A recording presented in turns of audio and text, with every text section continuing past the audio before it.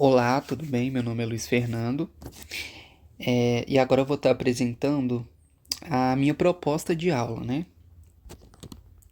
Então, qual seria a estrutura dessa aula? A estrutura, né, eu colocaria o título bem simples mesmo, que é Biogeografia, módulo 1.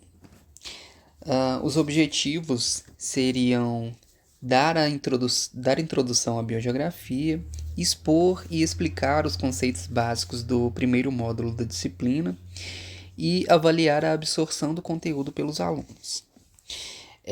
A proposta de avaliação seria avaliar como os alunos absorveram o conteúdo, né, que foi passado a eles, e posteriormente eu daria uma atividade propondo aos alunos apresentarem os 5 reinos dos seres vivos e seus representantes.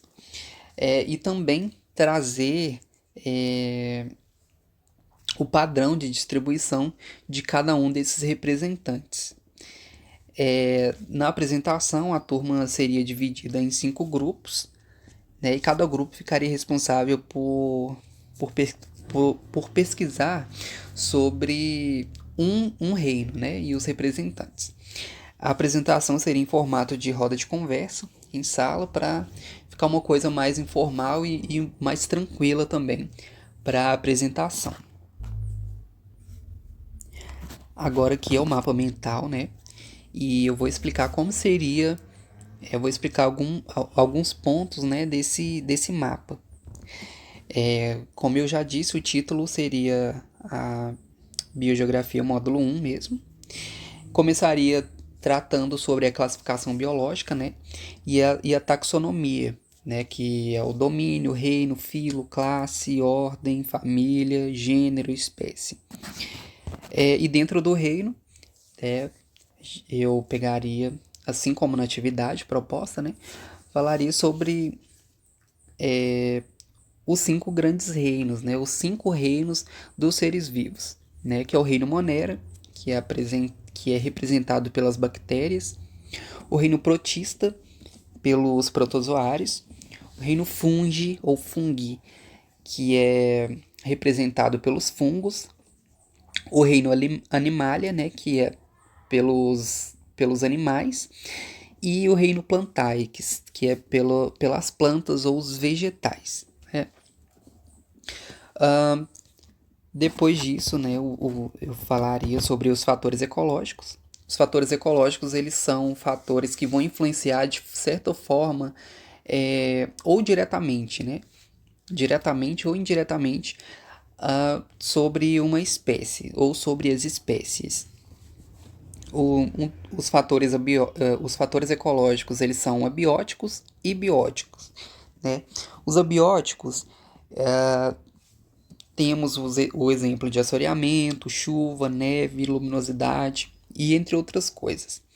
Uh, a neve, né, ela vai influenciar no, no padrão ali da espécie que vai ser adaptada a habitar, né, nesses ambientes que nevam, que são ambientes mais frios, né? Então, assim, vão ser animais com penugem ou com pelos mais grossos, né? Com pelos mais densos, para poderem protegê-los, né, dessas temperaturas tão baixas, né? Na luminosidade, temos exemplos também dos corpos d'água, dos corpos hídricos, que são que a gente vai ter, né, a gente vai ter as diferentes espécies de acordo com cada grau de luminosidade da água. Temos espécies, não só da água, né, mas levando ao exemplo da água, né, que nas camadas mais claras, né, mais luminosas da água, mais iluminadas da água, a gente vai achar fitoplânctons, né, vamos achar espécies que são espécies fotossintetizantes, que necessitam da água para poderem sobreviver. Nos fatores bióticos, né, são outros fatores também que vão definir ali o padrão, como que vai comportar a espécie no ambiente. Na predação, né, A predação é de animais predadores, então você vai ver animais que matam outros animais para poderem sobreviver, para poderem se alimentar, né? Esse é um tipo de fator ecológico biótico, né, que tem a ver com a vida ali, uma vida com outra vida. A competição, né? Um exemplo muito bom de competição são as árvores, né, que são árvores muito altas. São essas árvores, elas necessitam de muita luz para poderem viver e sobreviver. Então, são árvores que vão atingir portes, alturas muito grandes, né, muito elevadas, e vão ter uma competição entre si ali para poderem absorver o máximo de luz possível. E no mutualismo, temos um exemplo também muito clássico, que são os líquens, né? Que é a junção ali de fungo e alga. Uma espécie vai estar beneficiando a outra ali de certa forma. Agora falando sobre os padrões de distribuição geográfica, vamos ter exemplos da, dos padrões de distribuição, né? A gente tem alguns padrões que são cosmopolita, endêmico, contínuo e descontínuo. Cosmopolitas são espécies que são encontradas em todo o globo terrestre, né? Eu consigo encontrar essa espécie no Brasil, eu consigo encontrar na, em algum país da Ásia, né? Nos países da Ásia, em todos os continentes e, né, são as espécies terrestres a gente consegue encontrar em todo o continente. Temos espécies cosmopolitas também aquáticas, né? A gente consegue encontrá-las em todo o ambiente aquático, né? Em toda a extensão de água do planeta. Principalmente a água salgada, né? A gente vai ter ali as espécies de água salgada e água doce. Os endêmicos, né, que são espécies particulares de certas áreas, a gente consegue encontrá-las apenas naquela região, naquela área, naquele bioma, né? São espécies particulares daqueles locais, que já são adaptadas a ficarem naquelas situações ali, daquelas áreas. As espécies contínuas, que são espécies encontradas em uma faixa de extensão, né? Pode ser tanto no mesmo continente ou em continentes diferentes, mas ocupando uma mesma faixa, né? A maioria das vezes são por clima, né? O clima ali que vai definir um pouco ou grande parte, né, dessas espécies. E também vamos ter o descontínuo.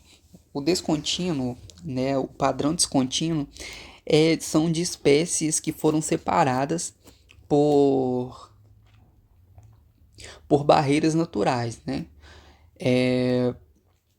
Em certo momento, né, essa barreira natural impediu com que essas primeiramente a barreira natural separou essas espécies e com isso, né, foi impedido dessas espécies de se cruzarem, né, de terem esse contato umas com as outras, né? E dentro do descontínuo a gente vai ter a vicariância, né? E na vicariância a gente vai ter, pode ser que tenha, né, o processo de especiação. O processo de especiação é o surgimento de outra espécie, né? Com essa separação dessa barreira natural, a gente vai ter a gente vai ser, né, vai encontrar espécies que se cruzaram entre si e com o passar do tempo, com situações,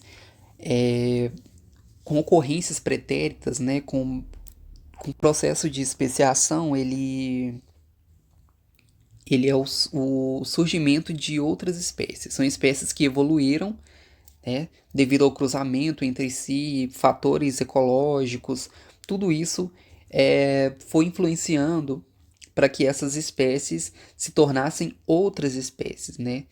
E esse é o processo de especiação. A gente vai ter o processo simpátrico, que a gente vai ter o modelo simpátrico, né? Que é a diferença morfológica entre as espécies, né? No corpo delas, alguma coisa está diferente uma da outra devido a essa separação uma da outra, né? Aos fatores tanto ecológicos que tanto ecológicos quanto bióticos, né? Que proporcionaram essa mudança morfológica. E a gente vai ter também a alopátrica, a parapátrica também. Então, essa seria a minha proposta, né, de aula e os pontos a qual eu abordaria sobre o módulo 1 da biogeografia, né? E, ok, as referências, né, eu obtive essas informações através de anotações próprias, né, das aulas da professora Janise. E eu também não coloquei aqui, mas eu utilizei também o texto ao qual ela disponibilizou, que é o capítulo 4 do livro de biogeografia, que é o capítulo 4 é a variação temporal e distribuição dos seres vivos. Então é isso. Muito obrigado. Espero que tenha sido compreendido.